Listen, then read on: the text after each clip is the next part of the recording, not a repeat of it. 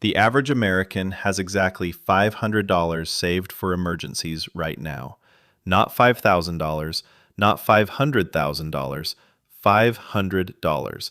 That's less than most people's car payment, less than a weekend trip, less than what most people spend on things they can't even remember buying last month. And here's what makes that number genuinely terrifying. It's not just a savings problem, it's a trap. A specific, invisible trap that keeps ordinary people stuck at zero their entire lives while wondering why wealth always seems to happen to someone else.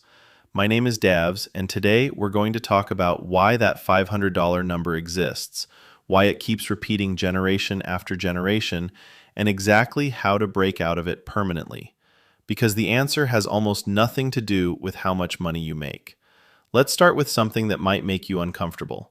Most people who are broke aren't broke because they earn too little. They're broke because of the order in which they lose their money. The moment a paycheck hits, it disappears in a sequence that was never designed to build wealth. Rent, car payment, subscriptions, food. Whatever's left gets spent on things that feel important in the moment and invisible a week later. And savings? Savings gets whatever survives that entire gauntlet, which most months is nothing. This is what financial experts call paying yourself last, and it is the single most expensive habit the average person has. Not their coffee, not their streaming services, the habit of treating their own financial future as the last priority instead of the first. Here's the math that should make your stomach drop. If you have $500 saved right now and your car breaks down tomorrow, you're putting it on a credit card. That repair costs $800. Your credit card charges 22% interest. You make minimum payments for the next 8 months. By the time that $800 repair is paid off, it actually cost you closer to $950. And your savings account still has $500 in it because you never had enough margin to rebuild it. You just ran in place for 8 months while the credit card company made money off your emergency. That's the trap. It's not one bad decision, it's a loop. Emergency happens, debt covers it. Debt gets paid slowly. Emergency happens again before debt is cleared. More debt, more minimum payments, more months running in place. The $500 never grows because it never gets the chance to. Now here's where it gets psychological, and this is the part nobody talks about. Research from Vanguard found that people with at least $2,000 saved reported financial well-being scores 21% higher than people with no savings at all. Not $20,000, not $100,000. $2,000 created a measurable psychological shift. Because money anxiety doesn't just affect your bank account, it affects every decision you make. When you're financially stressed, your brain operates in scarcity mode. You make short-term decisions because short-term survival feels more urgent than long-term planning. You spend impulsively because spending feels like control when everything else feels out of control. You avoid looking at your bank account because the number is painful, and avoidance feels easier than confronting it. This is why the $500 trap isn't really about $500. It's about the mental state that $500 creates.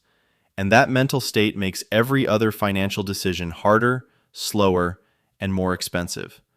So how do you break it? Not with motivation, not with a budget spreadsheet you'll abandon in 2 weeks. You break it with a system so simple, it removes the decision entirely. Step 1. The next time you get paid, before you pay a single bill, before you buy a single thing, move $50 to a separate savings account. Not 20%, not some dramatic number, $50. The goal right now is not the amount. The goal is the habit of paying yourself first. Every single paycheck. Without thinking about it, without negotiating with yourself. It moves automatically because automatic beats willpower every single time. Step 2. Get your savings out of your checking account and into a high-yield savings account. The average bank savings account pays around 0.5% interest. High-yield accounts are currently paying closer to 4 to 5%. On $2,000, that difference means an extra $80 to $90 per year doing nothing. That's not life-changing on its own, but psychologically, watching your savings earn money instead of just sitting there changes how you feel about saving. It stops feeling like sacrifice and starts feeling like strategy. Step 3. Target $2,000 before anything else.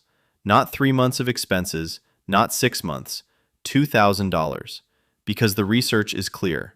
$2,000 is the number that shifts your brain out of scarcity mode. It's the number that gives you enough buffer to handle a real emergency without immediately reaching for a credit card. It's the number that breaks the loop. Once you hit $2,000, everything changes. Not because $2,000 is a lot of money, it isn't, but because the person who saved $2,000 is operating with a completely different psychology than the person who has $500. They make different decisions. They respond to emergencies differently. They start to see money as something they control instead of something that controls them. And here's what most people never realize. The $500 trap isn't the end of your financial story. It's just the beginning of it. Every person sitting on $100,000 invested, every person on their way to their first million, every person who actually retired with options instead of desperation, they all started somewhere. And most of them started exactly where you are right now, staring at a number that felt too small to matter. The only difference between where you are and where you want to be is not talent, not income, not luck.